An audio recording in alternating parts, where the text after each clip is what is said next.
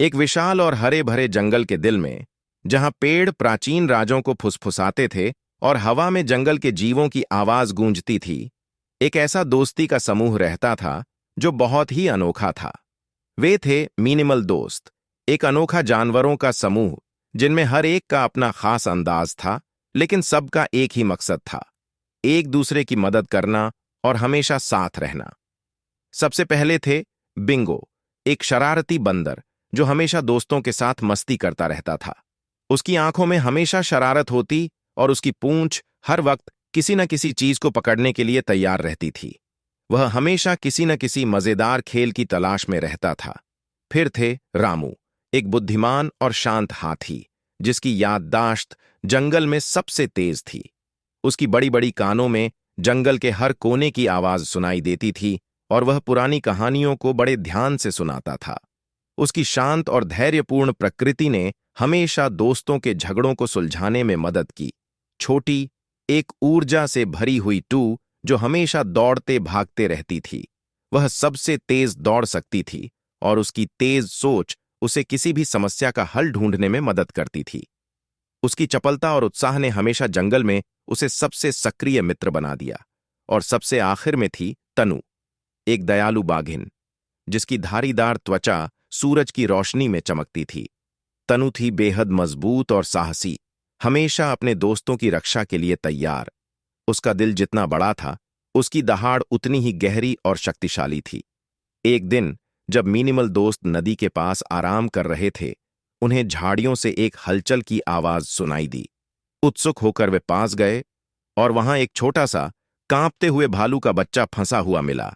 यह प्यारा सा भालू का बच्चा अपने परिवार से बिछड़ गया था और उसे वापस घर जाने का रास्ता नहीं पता था। बिंगो तुरंत ही झूलते हुए एक पेड़ से कूदा और भालू के बच्चे को आराम देने के लिए पास गया। डरो मत छोटे, हम तुम्हारी मदद करेंगे, उसने शरारत भरी मुस्कान के साथ कहा।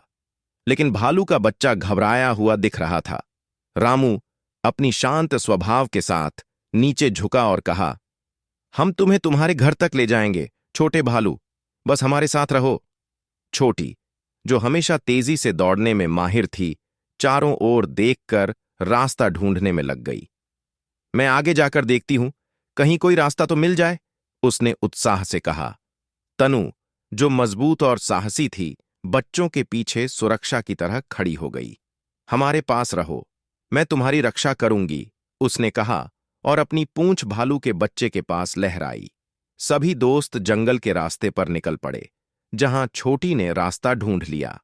उन्होंने नदियां पार की, पहाड़ चढ़े और घने जंगल से होते हुए चले, लेकिन भालू का बच्चा हमेशा उनके पास ही रहा, अपनी नन्ही सी उम्मीद के साथ।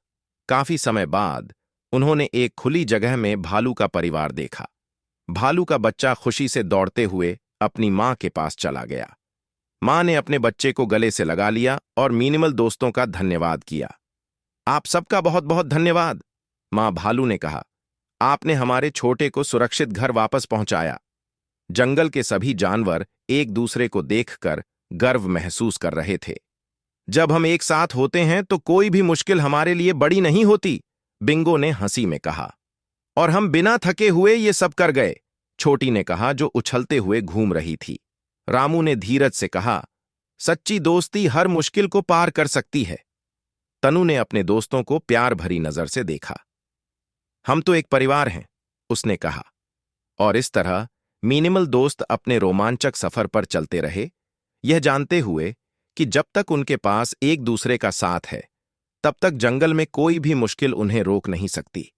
चाहे वे किसी की मदद कर रहे हों, नई समस्याओं का हल ढूंढ रहे हों या बस जंगल की सुंदरता का आनंद ले रहे हों, वे जानते थे कि साथ मिलकर हर सपना पूरा किया जा सकता है।